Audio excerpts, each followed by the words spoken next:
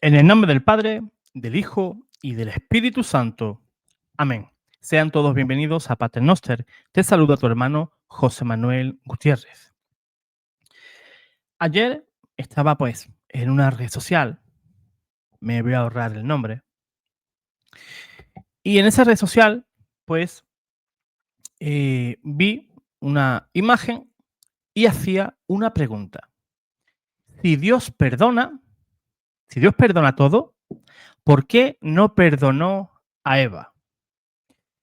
Es una pregunta un tanto tendenciosa en el sentido que parece que pone un límite a la misericordia y al perdón de Dios, de manera aparente, ¿verdad? Parece que esa pregunta pone un límite a la misericordia de Dios. Y muchos se preguntan eso, ¿no? Si Dios es misericordioso y perdona todo, ¿por qué no perdona o no perdonó a Eva y a Adán después de pecar en el Edén? La respuesta no es tan simple, pero la Iglesia nos da una explicación sólida desde la Biblia y también los padres de la Iglesia. El pecado original no es un mito, sino que fue un acontecimiento real dentro de la historia de la salvación. Adán y Eva, en su libertad, eligieron desobedecer a nuestro Señor. Recordemos que Dios les dio todo, ¿verdad? Para que en toda la creación ellos se señorearan. Pues bien, pero les dijo algo, ¿no? Pero de aquel árbol no podéis comer. Lógicamente, el diablo, que es muy astuto, pues estaba allí y recogía toda esa información. Y cuando Adán y Eva estaban tranquilamente en el jardín del Edén, pues apareció esa serpiente, ¿verdad? Y trató de engañar a nuestros primeros padres.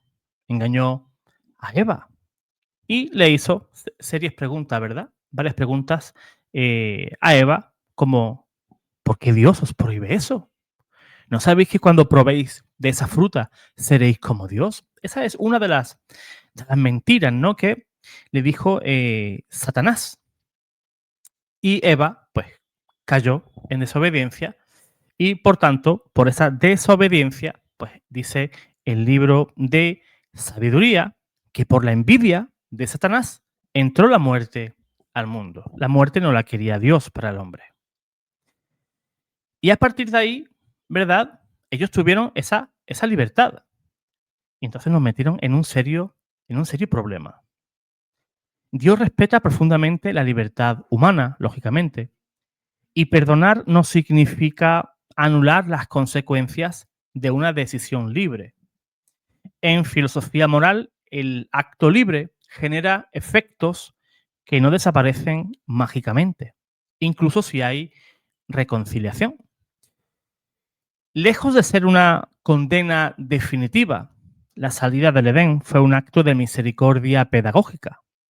Si el hombre permanecía en el jardín tras haber pecado, hubiera comido del árbol de la vida y vivido eternamente en un estado de enemistad con Dios. Por eso dice Santo Tomás de Aquino que Dios permitió el pecado para sacar de él un bien mayor. El mismo Génesis, en el capítulo 3, nos muestra a un Dios que, aunque castiga, cuida. ¿Y cómo los cuida? Los viste con túnicas de piel. Recordemos que estaban desnudos. Los viste, ¿verdad? Les da una descendencia y promete un Salvador. En Génesis, capítulo 3, versículo 15, encontramos la protoprofecía, o sea, la primera profecía de la Biblia. Dice el Señor: pondré enemistad entre ti y la mujer, entre tu descendencia y la suya, y ésta te aplastará la cabeza. Aquí se encierra la promesa de Cristo y de María. Los padres de la Iglesia veían en este pasaje una profecía del nuevo Adán, que es Cristo, y de la nueva Eva, María. El primero que llamó nueva Eva a María fue San Ireneo de León, allá en el siglo II, en su obra Contra los herejes. San Ireneo decía lo siguiente: así como Eva, aún virgen, con su desobediencia trajo la muerte, así también María, desposada, con su obediencia trajo la salvación. Es decir, Dios no abandonó a Eva, sino que preparó a través de otra mujer la restauración definitiva al género humano. Aquí debemos de ser claros. Las consecuencias del pecado no son ausencia de perdón. Adán y Eva recibieron el perdón implícito en esa promesa de redención, pero quedaron las consecuencias, porque tú y yo sentimos dolor, ¿verdad? Nos cansamos, morimos. San Agustín lo explica así en su obra La ciudad de Dios y dice lo siguiente: la pena temporal, consecuencia del pecado, permanece incluso después del perdón, para ejercitar al hombre en la humildad y en la esperanza. Esto es clave. Dios perdona, pero deja en nosotros la necesidad de purificación y también de reparación. San Pablo lo proclama en Romanos capítulo 5, versículo 18. Así como una sola falta, así como por una sola falta vino la condenación para todos los hombres, así también por un solo acto de justicia vino para todos los hombres la justificación que da vida. Cristo es el nuevo Adán, María, la nueva Eva, y los padres de la Iglesia desarrollaron este paralelismo como un eje central de la redención, donde abundó el pecado, sobreabundó la gracia. Romanos capítulo 5, versículo 20. La herida de Eva es curada por el fiat de María. El árbol del Edén se convierte en la cruz del Calvario. Y aquí es donde entra Santo Tomás de Aquino. La justicia divina exige que la libertad humana tenga consecuencias reales. La misericordia divina ofrece la solución no anulando la justicia, sino superándola. Y Santo Tomás, en su Suma Teológica, también dice que la misericordia no destruye la justicia, sino que es la plenitud de esa justicia. Por eso, el perdón no es hacer como si nada hubiera pasado, sino elevar lo caído. Por eso, esa imagen que me aparecía a mí en esa red social es un poco tendenciosa, ¿no? Porque, ¿qué quería hacer la gente?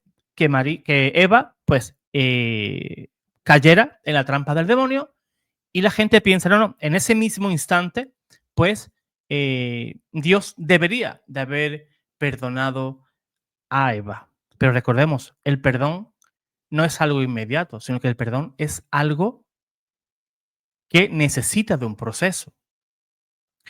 Ese pecado original también nos recuerda que Dios no nos salva sin nuestra cooperación. El hombre debía aprender que a través de la historia lo grave del pecado, y también debe de aprender sobre el inmenso amor de Dios. Por eso la liturgia canta en la vigilia pascual: oh feliz culpa que mereció tal y tan grande Redentor.